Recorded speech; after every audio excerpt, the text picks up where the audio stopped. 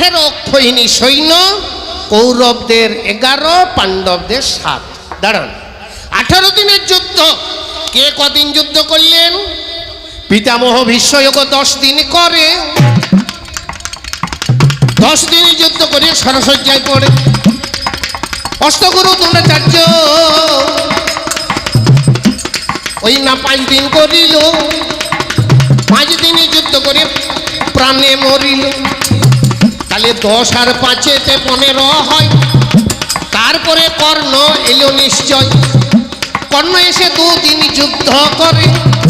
রথের চাকা ঢুকে গেল মৃত্তিকার ভিতরে। তাহলে মাটির চাকা রথ, রথের চাকায় মাটিতে হলো প্রথিত। তুলবার চেষ্টা করেছিল কত, সেইখানেতে কর্ণ প্রাণে মারা যায়। তাহলে 15 আর 2-এতে 17 হয়। এইপরে শৈল অর্ধ দিবস যুদ্ধ করে। তাহলে 17.5 দিন বললাম তো পরে 17.5 দিন যুদ্ধ হয়ে গেল। এইবার অর্ধ দিবস বাকি আছে। যোগ শতা দল